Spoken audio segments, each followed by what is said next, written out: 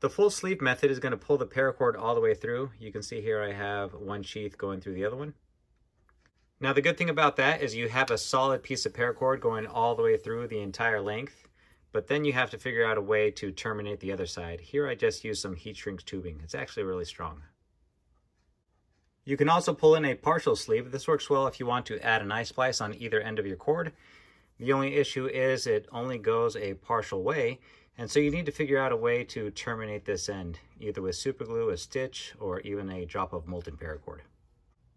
I'll start by showing you the full sleeve. I'll fold my cord in half, and then I'll take my marlin spike, and I'm just going to poke a hole into the sheath here. Now, if you don't have a marlin spike, you can also use a knitting needle.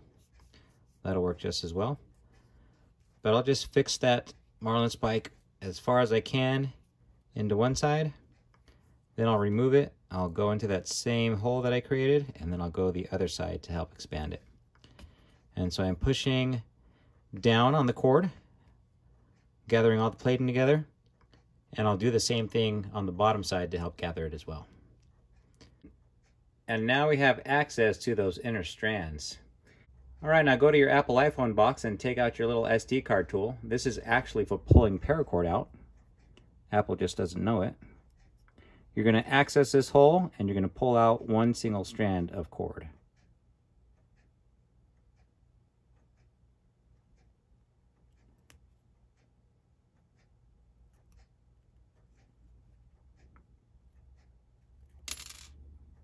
There we go.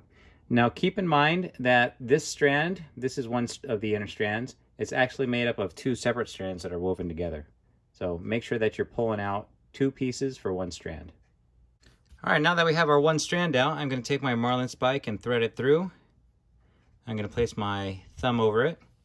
And now I want to pull out all the other strands except for the one that I'm holding in place. So I'll just grab a couple of them and pull.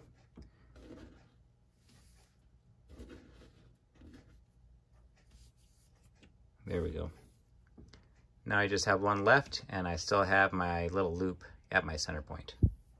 Now I'm going to pinch one side because I don't want it coming out of one side. I do want to pull it out from the other, and I'm just going to work it through. There we go. Pull it all the way out. Perfect.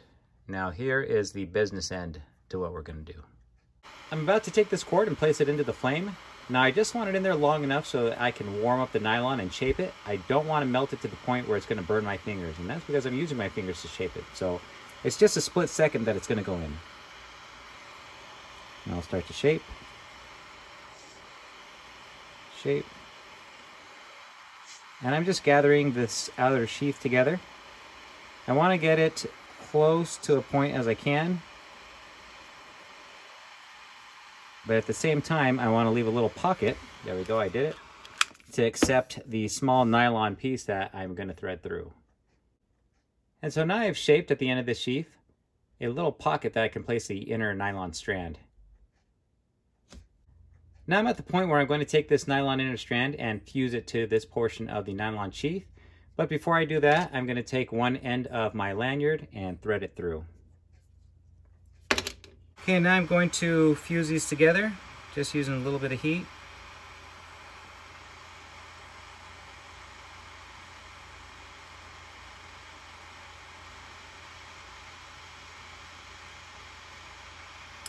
There we go. So this is what our setup looks like so far. I have my end that I'm going to pull, and as I pull it, I bring that melted end together into the sheath. But it's not going to accept it just yet. What I need to do is take my marlin spike and reopen this hole where this single strand is coming through. Now it's important that you find the exact hole, because if you're just even one small nylon thread off, then it's going to pull in a little kink all along the sheath of your cord here. And that's okay, we can rake it back out, but you want to avoid that if possible. Okay. All right, my hole's expanded. Now I'm just going to pull it all together. There we go. So from here, I'm just going to go a little ways back where the eye splice takes place, and I'm going to help gather the sheath together so that it can slip the rest of the way. This one I'm going to close up completely tight.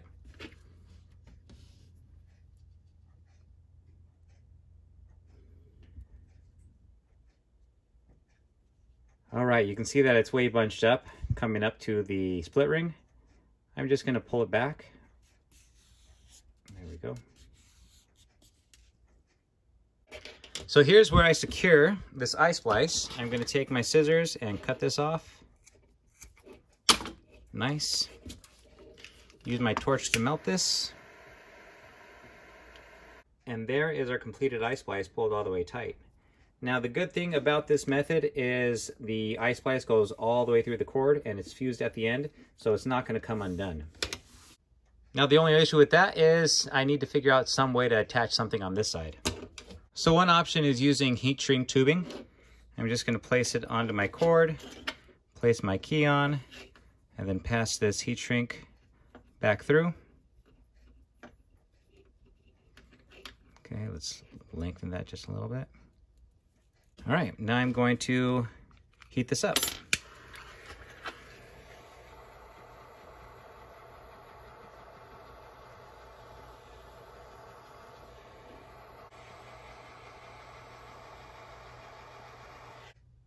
All right, so this is your full sleeve method. Of course, on this side, if you wanted to, you could tie a knot, but using the heat shrink tubing is another option.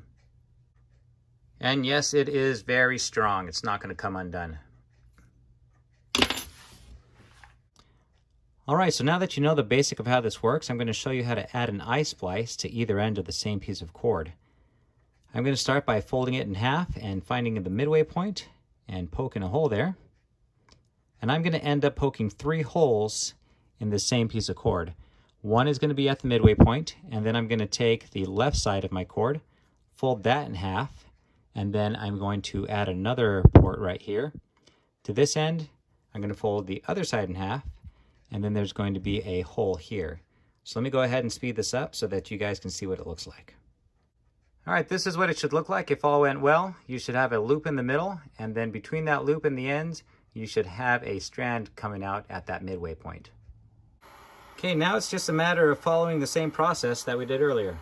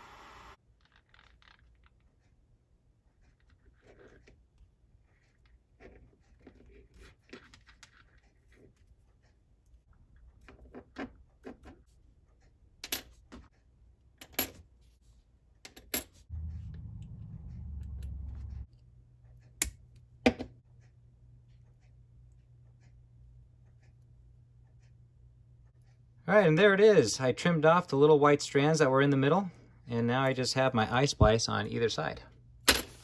Now for this one, I left the melted ends inside the sheath, but if you wanted to, as you were pulling everything through, you could reopen up that hole with your marlin spike, pull out the end, and then snip it off, and then work it back in so that you don't have that hard spot in your line. Here's one last tip for you. As you're trying to fish these inner strands out of the sheath, it may be difficult to use this little SD card tool. So you can find yourself a pair of tweezers or pliers, and this may make it easier for you to go in there, open it up, and then grab a single strand. There we go.